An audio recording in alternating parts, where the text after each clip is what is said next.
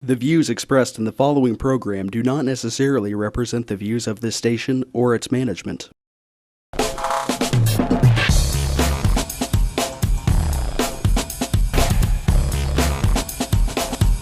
Real People, Real Life is brought to you by these fine sponsors. It's Real People, Real Life, Wichita, Kansas, America! Hello, citizens of the world. We are anonymous.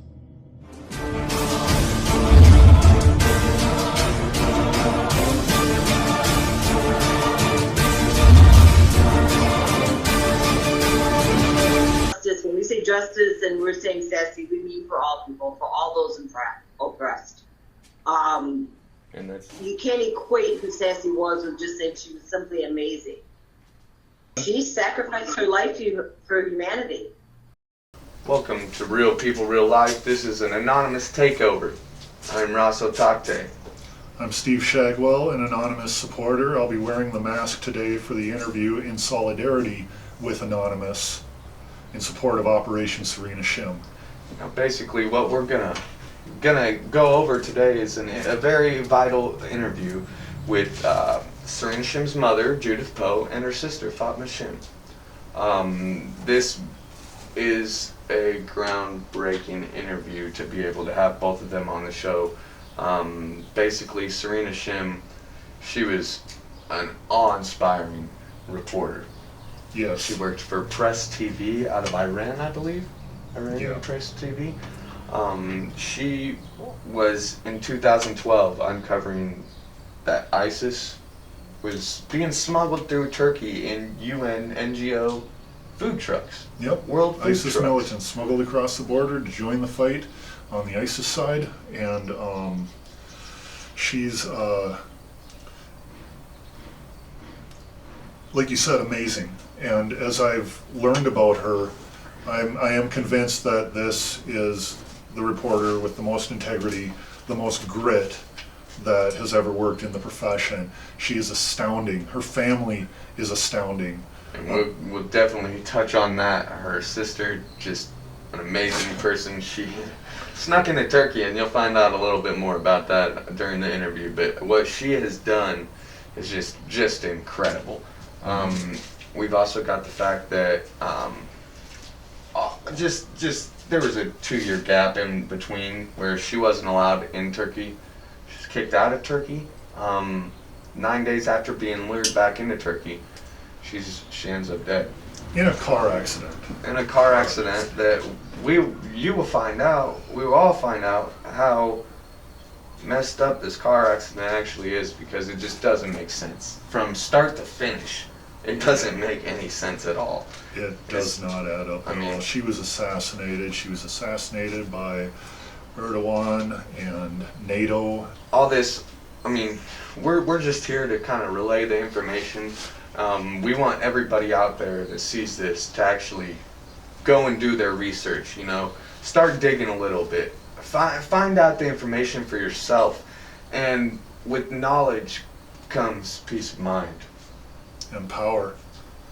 Knowledge is power, but it depends on what kind of knowledge you're being fed.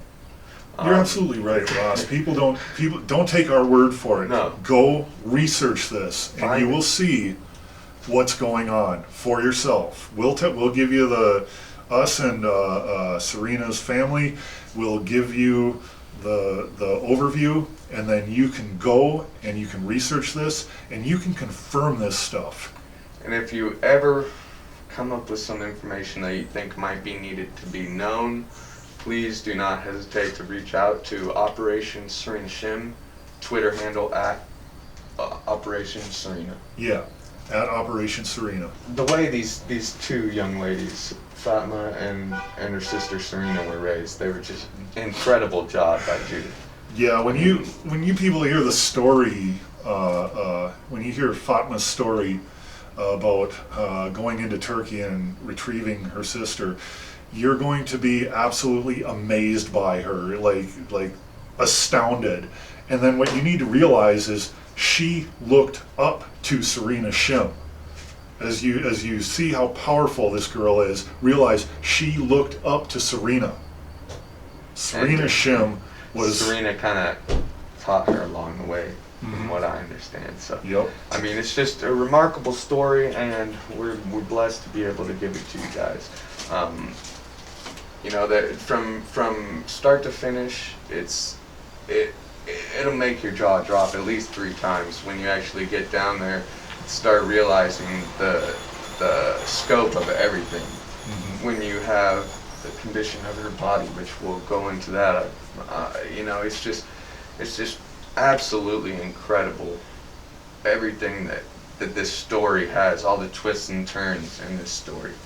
Right, and the inconsistencies in the official narrative, you know, and That's then a the big fact, one to go to point out there is the inconsistencies. and then the fact when a U.S. citizen who is a journalist dies overseas, there's tributes in the media. The White House sends out condolences and usually makes an announcement. But you haven't heard of Serena Shim, have you? Anytime an American citizen dies, whether it's a war journalist, or whatever, you hear about it. There's usually an investigation. But none of that has happened. We haven't seen absolutely none of that. So sit tight. This is going to be good. Real People, Real Life is brought to you by these fine sponsors. Creativity isn't something you learn. It's something you discover. We're all born creative, but it isn't always fully realized. Take ideas and turn your vision into something tangible. Not just to grow, but to thrive, to test yourself, and to find your instincts. Mold your own path to success. Experience yourself in your true colors. At Bethany College at Mindfire, our goal is to see your future created. Bethany College at Mindfire. Create your future. When you look good, you feel amazing. Let 2NVMe help you. Straight wavy curls, volume, or 100% virgin hair is the best in the world. The perfect professional business look, the perfect fun lady social look, the perfect beautiful night on the town. You can be all of those and more with real hair extensions from 2NVMe. 6160 East 21st Street North, Suite 220. Buy online with free shipping at 2NVMe.com. You deserve to feel fantastic. Kiter Nursery Landscape Outlet, located at 6441 South Broadway, is your year-round growing headquarters. Every spring and fall, our greenhouses are full of the most beautiful flowers, trees, hanging baskets, and more, sure to add beauty for years to come. We are also a gardener's dream come true. From veggies to herbs, we have the best. Decorative planting pots and yard art, the most in one place. Smoking barbecue wood to wood for your indoor and outdoor fireplaces. Kiter Nursery Landscape Outlet, come grow with us. Find us on Facebook, open 7 days a week. It's the annual 2 + 2 = 0 at Credit King Auto Sales. I told Dad, perfect timing. It's right in time for back to school. It is so easy. 2 years at your job, 2 years where you live, and with those 2 things, you can drive off with zip, zero, nada, nothing down. Pretty cool, huh? Come in now and save some serious money with the annual Credit King 2 + 2 = 0 down payment. Credit King Auto Sales. Bad credit, no worries at the King's Corner, 31st Street South and Broadway. Tune in every Monday at 7:30 a.m. for Real People, Real Life as we cover current events and local happenings. Real life issues with special guests and spotlight local business and politics. If it's in Kansas, we cover it. Real People, Real Life, Monday at 7:30 a.m. on MyTV Wichita. Rprl Cafe, like a vacation to Italy, with Wichita's best Italian dining. Open Monday to Saturday. Happy hour Monday to Thursday, 2 p.m. to 6 p.m. Enjoy our featured cocktails, lovely wines, and famous martinis. Rprl Cafe. Easy Pay Auto Sales, 2305 South Broadway. Our goal is to make your next auto buying experience nice and easy. We specialize in getting you the best prices with the most reasonable down payments. Bad credit, no worries. We keep it hassle-free and no crazy gimmicks. You can even call and make your payments over the phone with your credit or debit cards. Keeping it nice and easy for you at Easy Pay Auto Sales, 2305 South Broadway. Find us on Facebook.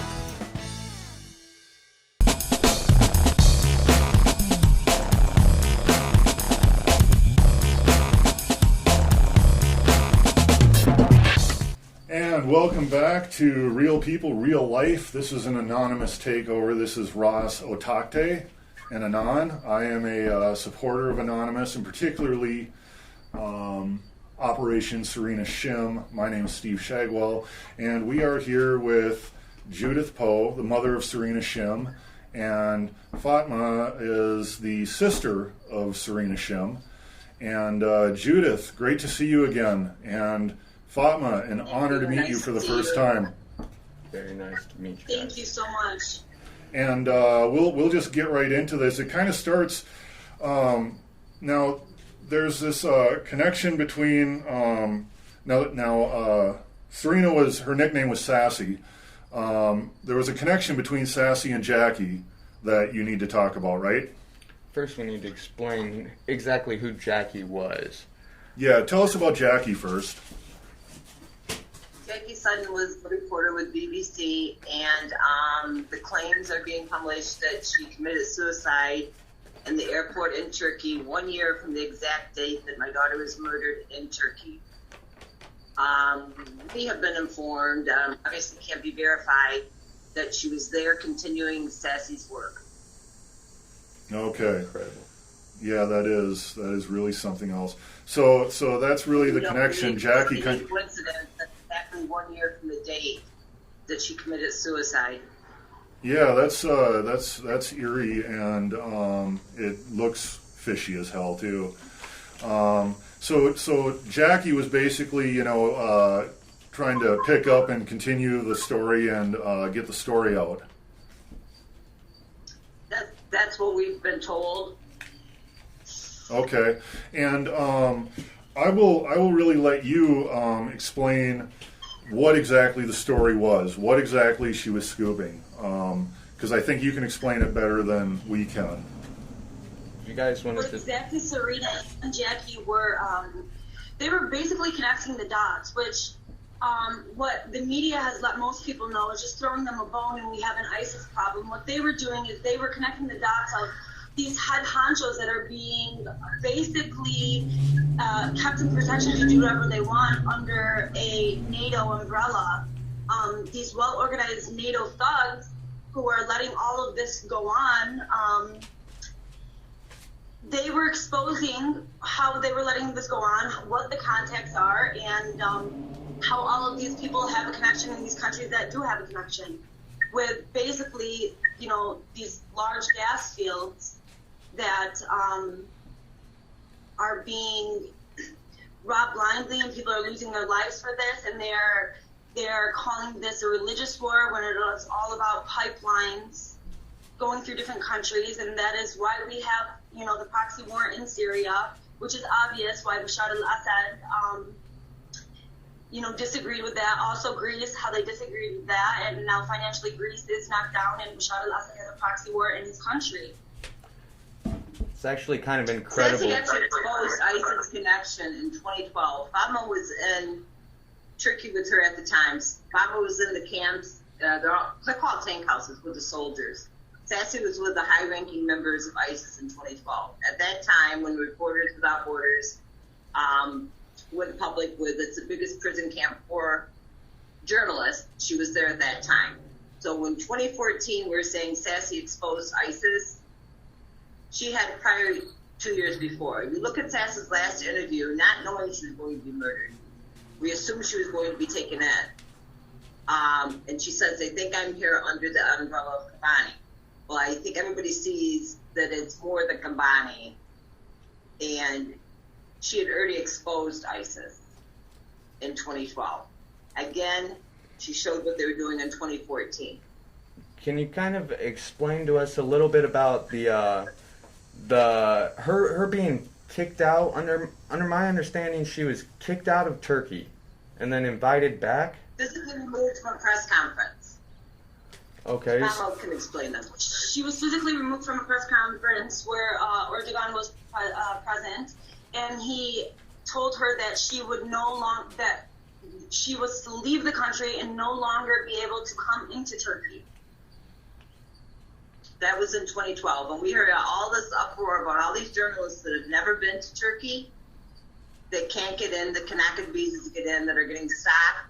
This is a journalist that had a direct confrontation with Erdogan in 2012. They removed her physically from a press conference. She continued to question him, that she was allowed re-entry in 2014.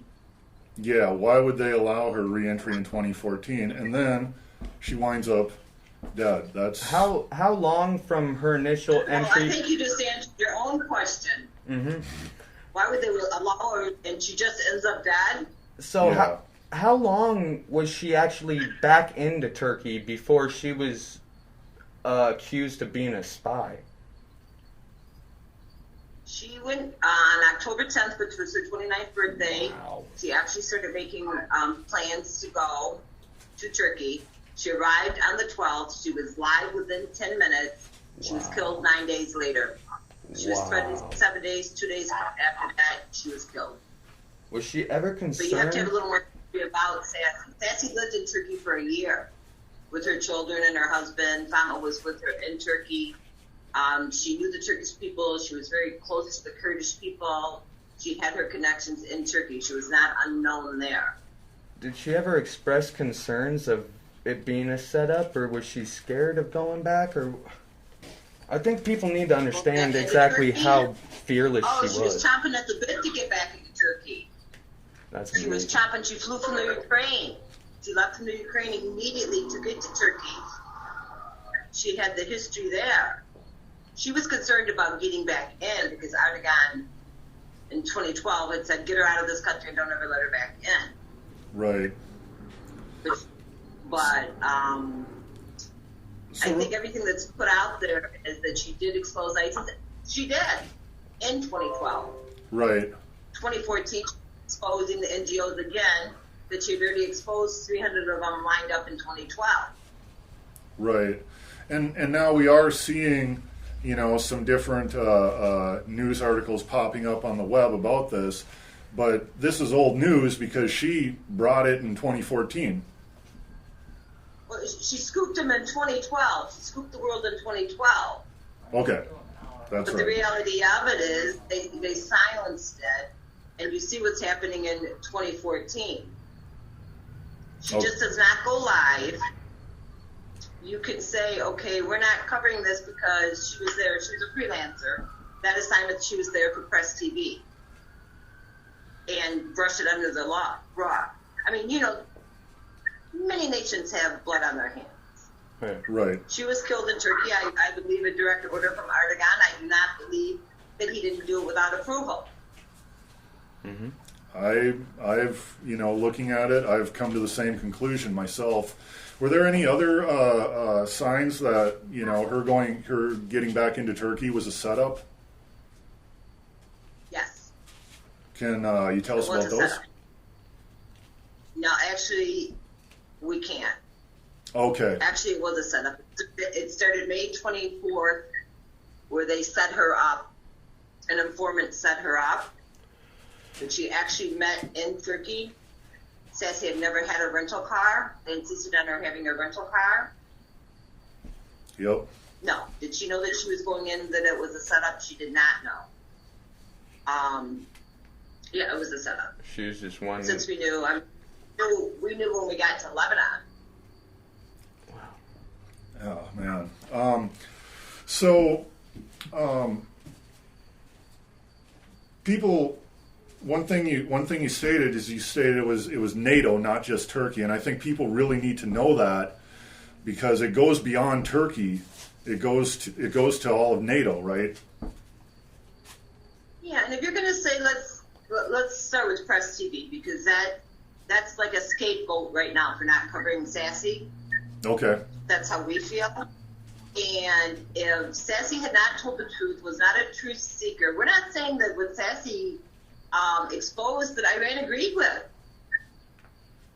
Because you're not going to simply assassinate an American with an American mother, a Lebanese father, businessman from Lebanon, and you're there as a freelance journalist with Press TV, and Iran's going to shut up, and everyone's going to shut up. And it's not just more than Turkey. Right. And that has big implications for everybody. That's where it becomes more than just a story to be outraged because a really, really brilliant reporter was killed.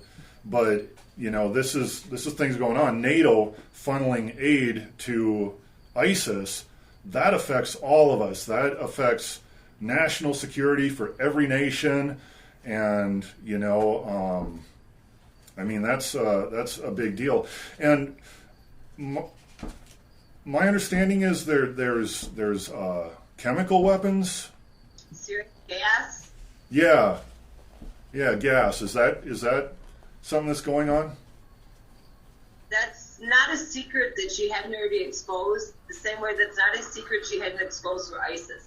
That's the same way it was not a secret that she sat down with high-ranking members of ISIS that had plasma screen TVs, that the soldiers actually were drug-filled. Now, everything that she has said is coming out little by little. It will be 2 years on the 19th. Oh, wow. You're getting trickles of everything across the board right now. Now, about the car wreck, did you guys see the rental car before the rental car once she got it?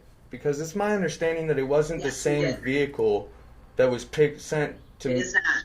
Can you explain a little bit more about the wreck and what you guys were given? Yes, I can explain. When I arrived in Lebanon, they had posted a police report on the internet. And the driver, Judy, is Sassy's cousin and my namesake. And she said, Aunt Judy, why would they report this when that's not where we were? And she showed me the report. Then she proceeded to show me the selfie she had just taken prior to the accident. Okay. And there's an identification mark on the rental car on the driver's side lower left-hand window that has not came up in one of the 5 different cars they've showed. Yeah. And she had just taken a selfie. Judy was driving on a 3-lane, one-way highway with a medium in the middle. They were not hit by a cement truck. And it should be noted here that car accidents are the preferred method of killing for intelligence agencies. So yeah, CIA, 1960s. That was the way to, was there any connection between the pictures that Sassy had taken previously, I believe in 2012, and the cement truck that was supposedly the one that hit her? I think I read something. Actually, the connection there that we have is when she exposed in 2012, there was about 300 heavy vehicles with arms at the border when you had to enter. And that when she did that report, she said, why am I going to the military? Sassy has, which we still have, we have the ISIS stamp. Their passport stamp. Those trucks that she reported in 2012 have the same city code on their plates as the trucks that she reported in 2014, as the cement truck had that was supposedly involved in the accident. Wow. So from 2012 to 2014 to the cement truck, same city code with license plate. That's incredible. Yeah, when government agencies do this kind of stuff, they always leave some kind of, there's always some loose end that's not tied up, I notice. And in this one, there's a lot of loose ends that aren't tied up. Like you don't have to be a big detective to see that this was foul play. No, you don't, but you really just need the coverage for people to understand that this was foul play, and that's what they don't let the media have. That's why we have such a big problem, and that's why with NATO we have such a big problem, because they'd like to keep this all behind closed doors. Right. And to that end, just let me ask, because I'd like to give them a shout out. What outlets have been supportive and helping get the word out? Hands down, Anonymous. Hands down. Specifically, which Anonymous is Loose Collective, as we all know. So, which outlet specifically? would it be? A lot that Anonymous did to benefit in exposing the murder of Sassy, we're not aware of. I think they keep that from us just because it's heartbreaking. It's too emotional for us continuously. They do their jobs on behalf of Operation Serena Shim. 10 best buds, I can't say enough. Yes. You know how we feel about you. There's been a solid group that has stood behind us. We have been censored. We have been hacked. Our computers destroyed. And little by little, it's trickling out. Now you're seeing the mainstream media coming out with breaking news stories that Sassy's already exposed long ago. Yeah. I think that's just a...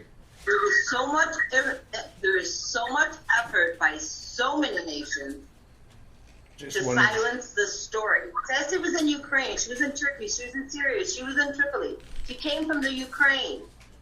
She didn't have an entourage. She learned how to edit herself. She rented a car. She bought a camera. She filmed from her cell phone. Right. She never backed down. In fact, that was like her favorite song, wasn't it? I Won't Back Down, Tom Petty. Tom Petty, Stand Me Up at the Gates of Hell. Kids used to sing it waking up. Very cool. And what was her favorite quote? Because I love it. Yeah, tell us her favorite quote. I'd rather die. Oh my God, you lost me now. I'd rather die on my feet than live on my knees. Yep. I do. I loved when I heard that because that's been one of too. my favorites for years too. You know, and she didn't just say it. She feel that way. She lived it. She didn't just say it. She lived it. And why you'd want to live on your knees? Right. Right. Well, you know, unfortunately for most of society, that's the way they'd like to do it. So, but people are waking up, and the word is slowly getting out about Sassy. I noticed that Twitter has stopped censoring her. It's not just about Sassy. It's about humanity. Yes. We're not here.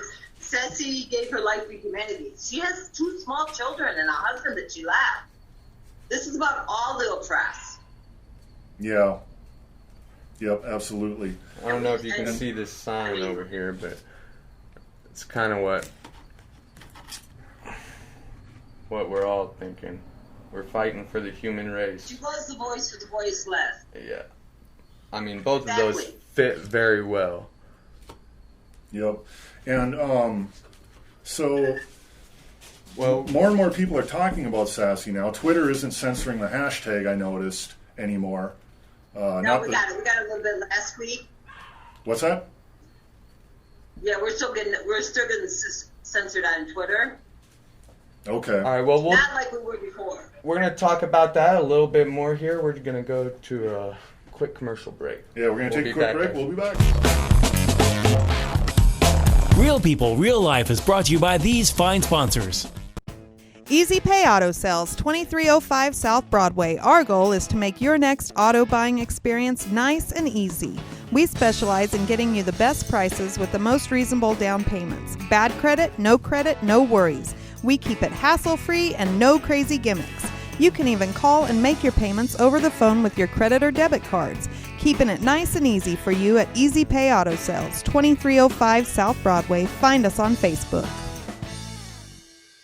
Rprl Cafe, like a vacation to Italy, with Wichita's best Italian dining. Open Monday to Saturday. Happy hour Monday to Thursday, 2 p.m. to 6 p.m. Enjoy our featured cocktails, lovely wines, and famous martinis. Rprl Cafe. Tune in every Monday at 7:30 a.m. for Real People, Real Life as we cover current events and local happenings. Real life issues with special guests and spotlight local business and politics. If it's in Kansas, we cover it. Real People, Real Life, Monday at 7:30 a.m. on MyTV Wichita. It's the annual 2 + 2 = 0 at Credit King Auto Sales. I told Dad, perfect timing. It's right in time for back to school. It is so easy. 2 years at your job, 2 years where you live, and with those 2 things, you can drive off with zip, zero, nada, nothing down. Pretty cool, huh? Come in now and save some serious money with the annual Credit King 2 + 2 = 0 down payment. Credit King Auto Sales. Bad credit, no worries at the King's Corner, 31st Street South and Broadway. Kiter Nursery Landscape Outlet, located at 6441 South Broadway, is your year-round growing headquarters. Every spring and fall, our greenhouses are full of the most beautiful flowers, trees, hanging baskets, and more, sure to add beauty for years to come. We are also a gardener's dream come true. From veggies to herbs, we have the best. Decorative planting pots and yard art, the most in one place. Smoking barbecue wood to wood for your indoor and outdoor fireplaces. Kiter Nursery Landscape Outlet, come grow with us. Find us on Facebook, open 7 days a week. Creativity isn't something you learn. It's something you discover. We're all born creative, but it isn't always fully realized. Take ideas and turn your vision into something tangible. Not just to grow, but to thrive, to test yourself, and to find your instincts. Mold your own path to success. Experience yourself in your true colors. At Bethany College at Mindfire, our goal is to see your future created. Bethany College at Mindfire. Create your future. When you look good, you feel amazing. Let 2NVMe help you. Straight, wavy curls, volume, our 100% virgin hair is the best in the world. The perfect professional business look, the perfect fun lady social look, the perfect beautiful night on the town. You can be all of those and more with real hair extensions from 2NVMe. 6160 East 21st Street North, Suite 220. Buy online with free shipping at 2NVMe.com. You deserve to feel fantastic.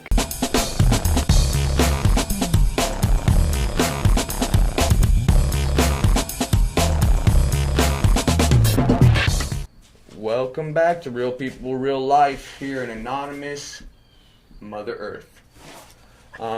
We're here with Judith Poe and Fatma, the sister and mother of Serena Shim. Let's pick up where we left off. Absolutely. Now you wanted to talk more about Jackie Sutton, correct? Yeah, we want to talk about Jackie Sutton. I believe that Jackie Sutton, her work was something very honorable, and I believe she was a very strong woman with no fears to pick up and where my sister left off. Some things that I want to highlight are the facts that Jackie Sutton and my sister were basically killed with the same plan. And that plan was that they both were at a place that was a very strategic and an important place. Jackie Sutton was at an airport where at that time, that day that she was there, that was the biggest shipment of weapons sent into Turkey by Qatar, which that is proven.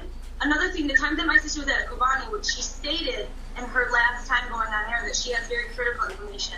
The last time that my sister was in Kobani, she was there at the time when the biggest shipment of oil was going through the borders. So I'd like to highlight that so people can know and have more information about how strategic their killings were. Jackie Sutton was killed in an airport where at that time it was the biggest shipments of weapons, and the connects to this are Bilal Erdogan and a man named, hopefully I pronounce this correctly, Yasser. And this man, Yasser, was a man who was educated here in America, had connects with Al-Qaeda, the Muslim Brotherhood, and was recently filmed in a hotel in Turkey having a meeting, maybe even exchanging routing numbers with Bilal Erdogan. So that's something that I would like people to know, which is very, very important. That's another thing. I'll go back to NATO, how they are under their umbrella are keeping these thugs and pirates safe.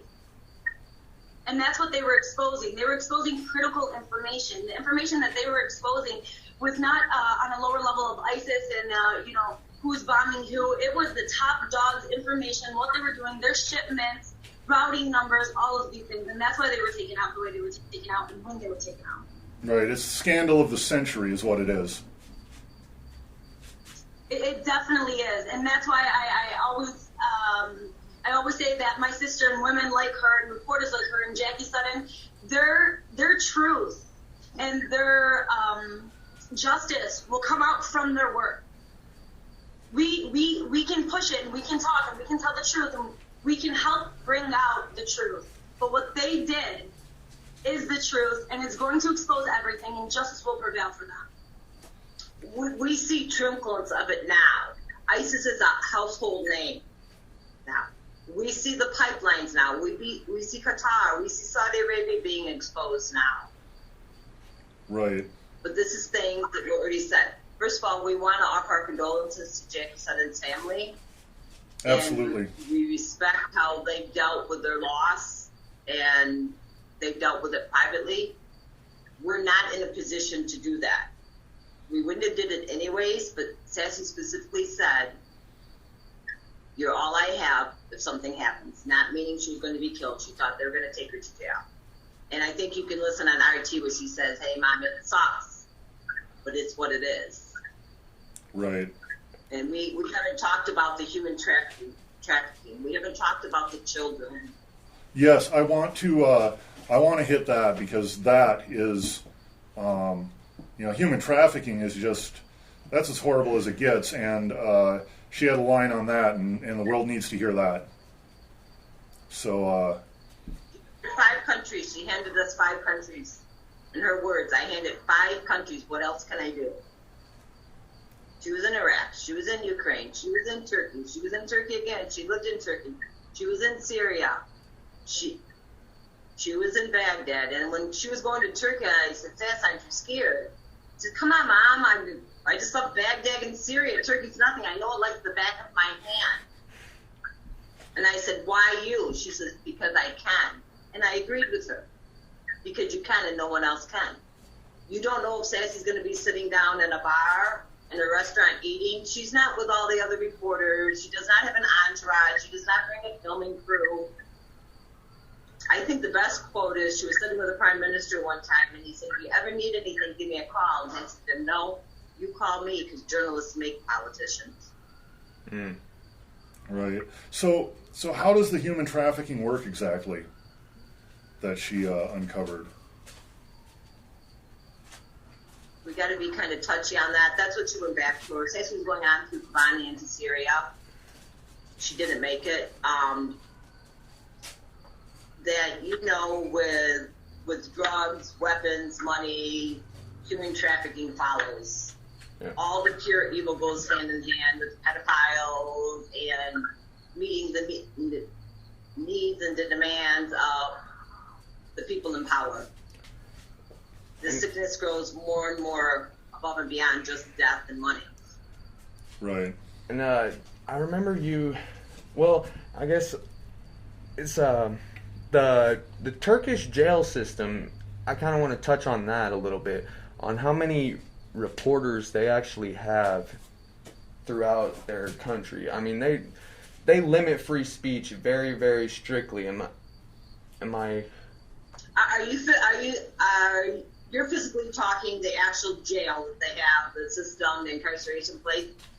In my opinion, Turkey itself as a country is a jail for journalists, for freedom of speech. I personally couldn't even contact the Prime Minister of Foreign Affairs for Turkey. Steve, you're aware of this. Just to find out when the trial was for the supposed truck driver for my daughter, they blocked me. If you hashtag Serena Shim in Turkey, you're blocked. Can you elaborate on that trial a little bit? Never happened. Never happened. Our personal opinion is they threw us a bone. Yeah. First, you couldn't find the truck driver. Never stopped. It was a cement truck. It's going the wrong way, actually, in the pictures. It wasn't a cement truck they got hit by. Then she died at the scene of the accident. You see absolutely no pictures of Sassy anywhere, period. But you do see the mayor of Zurich, who we don't know if this is true. He was going to make a speech that Sassy had been assassinated, and him and his son were both assassinated in the town, but they showed them all bloody in the cars and everything else. Another thing I'd like to highlight is the fact that my sister was taken from the scene of the crime and was taken to a hospital that was an hour and a half away. 2 hours and 41 minutes away. The same hospital that protects ISIS fighters for free, that Erdogan's daughter is the head of, that received my daughter. The same hospital she reported on 2 years prior to 2014, they took her there. But Judy Irish was taken to a hospital that was 15 minutes away. And that's her cousin, correct? The other one in the car? Correct. And you guys have seen all the car photos and everything else. When I caught word of that, my sister had passed, and the first thing that came to mind was I was on the first airplane to go to Turkey. My sister raised me, so she knew my capabilities, and she installed my capabilities into me. I went to Turkey with by myself, with my sister's connection, 2 people who were very close to her. It still gives me goosebumps to this day. I was in and out of Turkey in 40 hours. I went to a hospital that they used for, war wounded people, and I found there Judy Irish. She had been sworn by reporters. They really took what they could get out of her at a very vulnerable point of time. Judy Irish was there. She had a broken nose. I then proceeded on to going and getting my sister. I was determined to bring my sister back home. My sister, like I said, was taken to a secret military hospital that she had reported on years before. That was 2 hours away from the scene when Judy was taken to a hospital that was 15 minutes away. How I brought my sister back to Lebanon, I basically used money. And I got her out of there at the quickest time with no passport. The Turkish government refused to give me her passport and her wedding ring. I had passed her through 3 different airports. We had to make a stop in Istanbul. And in Istanbul, when I arrived there, I had already paid for her to be moved on to the next airplane. They at that time knew they could take whatever they wanted from me, and they requested more money. There, I watched them open my sister's wooden casket and change the sheets that were around her, and I had to identify and stand there while they did it. They reclosed the casket, and I brought her back to Beirut with no passport, bringing her through customs, and I brought my sister home. I brought her home the way that she taught me. She led me through her connects. Another thing that I would like to highlight on is that when I was walking through the streets of Turkey, I had gotten Judy Irish out of the hospital and with me, and she was walking behind me, and I was screaming at her. And the worst way you could imagine, not in very colorful words, move as fast as you can, walk faster than that. And I had one guy with me, and people, it was like a movie. On every single TV, there was my sister and there was Judy. There was my sister and there was Judy. I mean, even Spice shops that they had the TVs inside, I was going left and right, seeing the picture everywhere. And people standed and saluted me. And I hope I'm saying this and you can understand it, because I don't like to say it a lot, as much as it's like out of a movie. And I asked the guy who was sitting next to me, I said, how do they know who I am? And he said, they know who you are from Judy. Her face is on TV. And they all saluted me and said, the hero.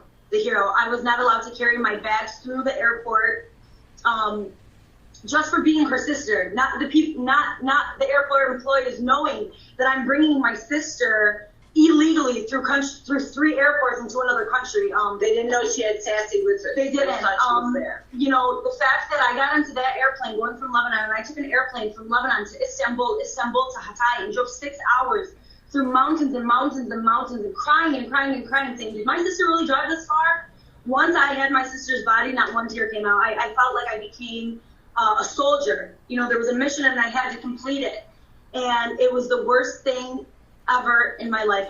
The only ticket that I could get was a first class ticket, and I sat in first class when my sister was in the car. Now, I kind of want you to elaborate a little bit, on how you found her body. Did you actually go to the hospital and kind of like a 007 type deal, just kind of search it out? That's a great question that you asked, because my sister, like I said, she always took me everywhere she went, and it was always like a 007 ordeal.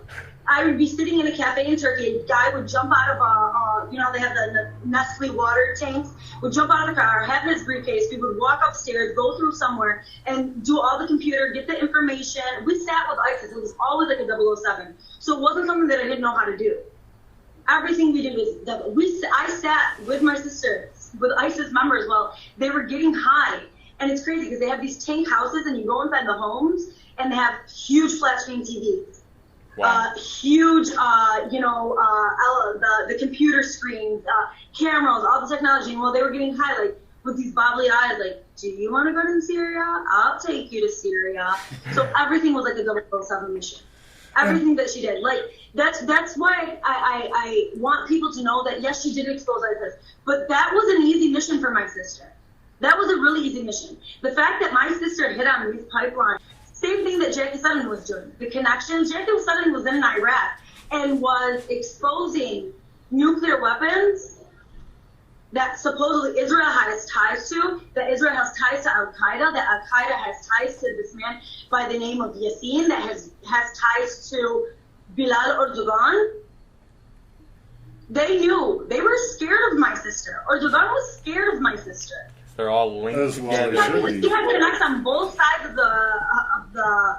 the spectrum. She wasn't only doing interviews with the ISIS members. She was doing interviews with high-ranked members, politicians in Turkey. She was doing it with, high-ranked members and politicians that, were against Bashar or against whatever was going on.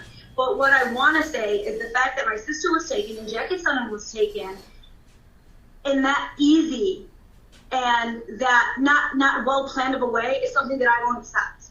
And it's something that the media can no longer cover. They're not allowed to sit behind closed doors and fight, and nothing can be exposed in the media. Right. That's what Jackie Sutton did. That's what my sister did. They were exposing what they didn't want exposed onto the media. Now, I'm really glad. Thank you, media. Now we know that there's ISIS. Thank you so much. When this was exposed years before. They don't care. They don't care that ISIS is exposed. You don't die for exposing ISIS. Right. To them, to the media, this is a religious war. Expose ISIS. We have radicals on both ends of the spectrum. You're not allowed to say what's really going on. You're not allowed to say about the money that's being funneled. You're not allowed to say about the thugs and pirates that have control over Lebanon, how they sent all the Syrian refugees in Lebanon so they can, disable them. You're not allowed to say that. It's kind of amazing when you go back and look at the pictures of Middle East in the 1960s, 1970s. It's incredible to see the differences that... It definitely is. It's very incredible because I want to even take it to another level. Look at, in 30 years ago, Dubai or Saudi Arabia. They were still milking their goats. Or maybe even doing other things to them. I don't know what they did at the time. I just wanted to say something here. Let me catch my breath.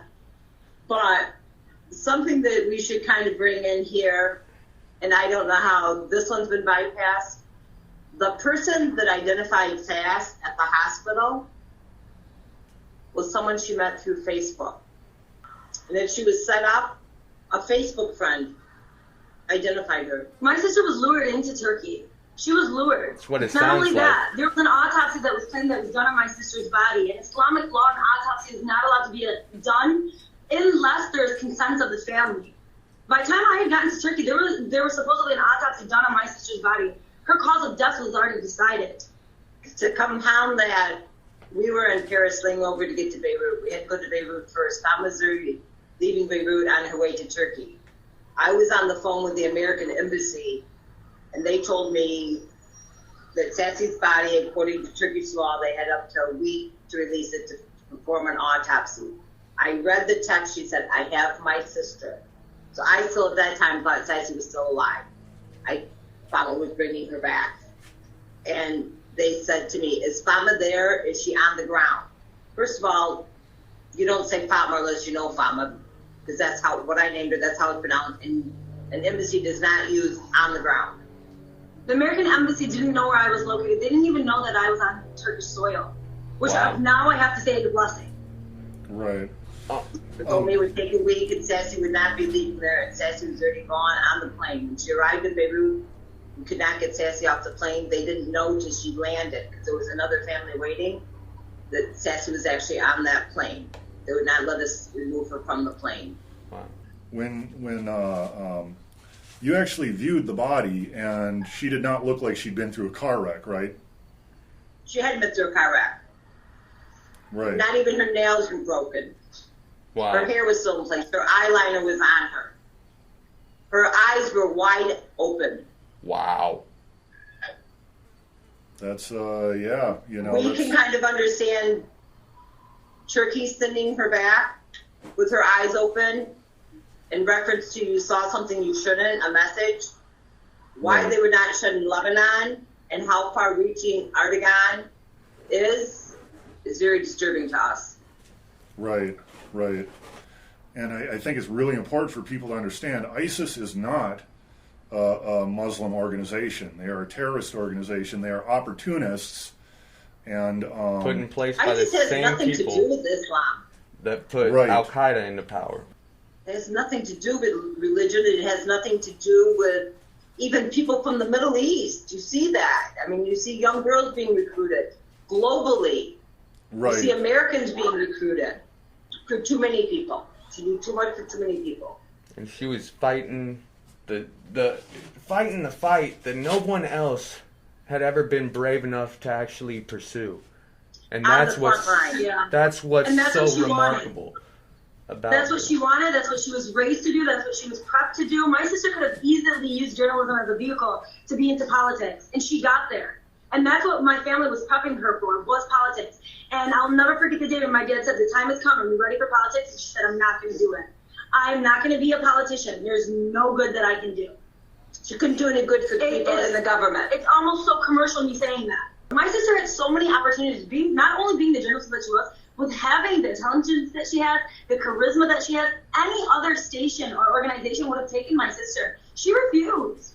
She was going to say speaking the truth.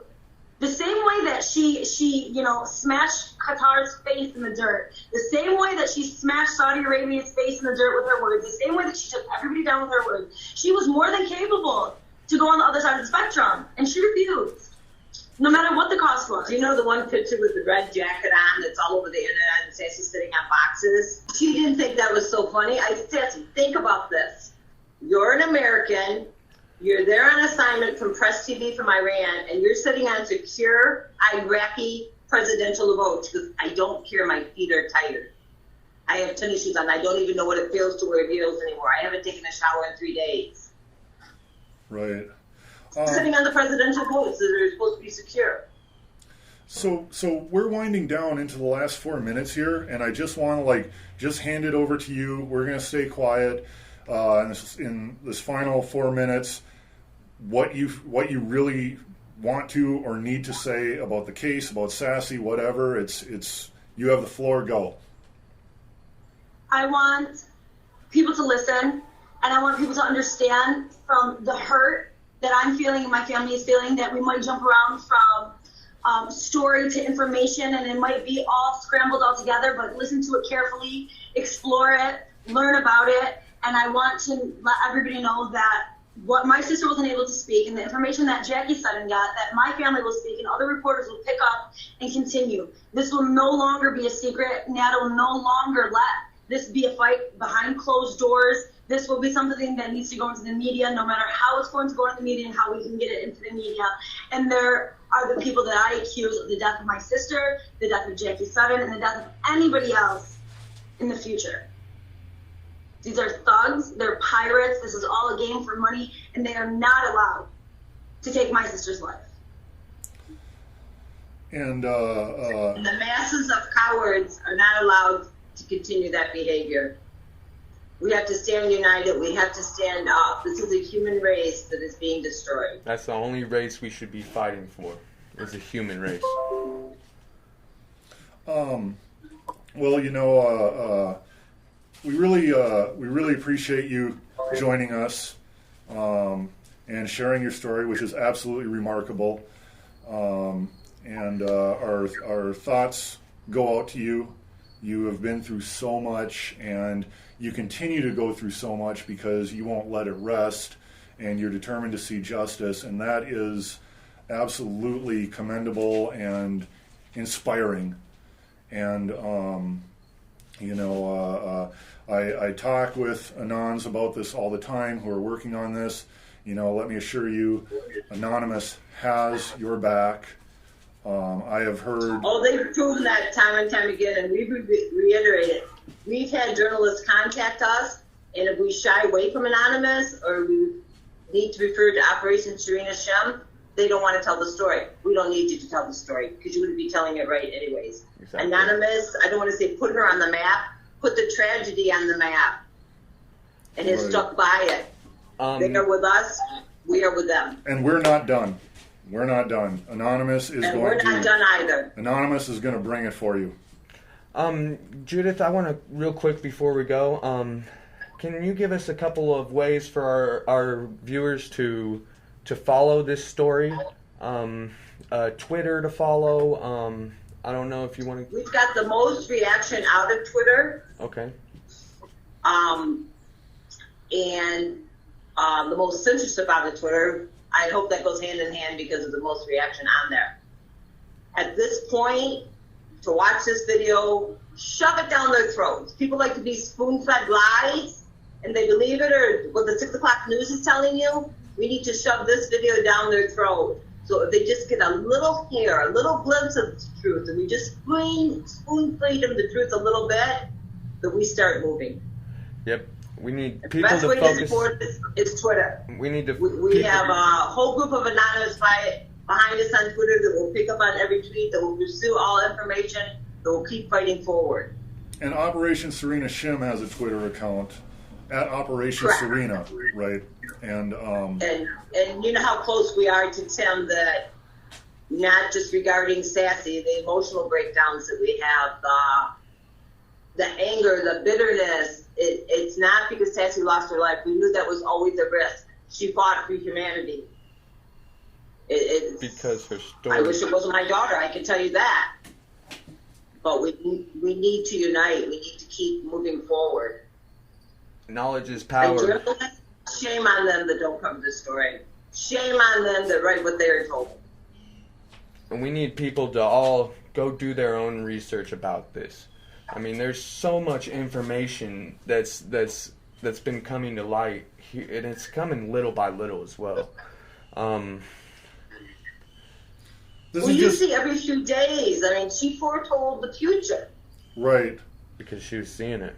This is just, there's a lot of things out there to get concerned about and get involved in, but this is, the most important. This is across all timelines. This is against humanity.